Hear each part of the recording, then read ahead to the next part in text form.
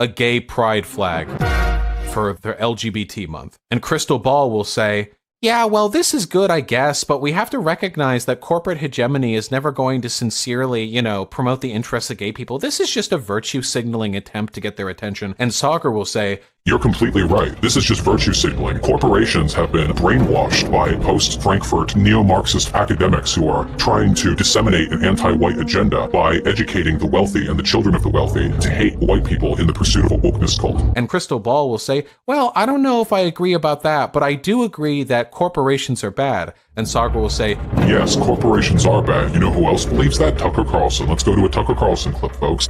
Cue 2 minutes of Tucker Carlson in the middle of a segment about how black people aren't humans, talking about how corporations are bad because they support black people, but in like an insincere way. Then they cut back to Rising. Yeah, wow, you gotta hand it to him when he says stuff that could be a right or left-leaning position that's really kind of ambiguous, And then Saagar will say, yeah, I completely agree. I really do think the insincere attempts to appeal to the interests of BLM on the part of corporations really signals how corporations are furthering the downfall of Western civilization. Really, it is nearly impossible for conservatives to imagine themselves living in the glorious, culturally hegemonous America that they once lived in back 50, 60 years ago, as long as these corporations continue to shill for anti-white agendas.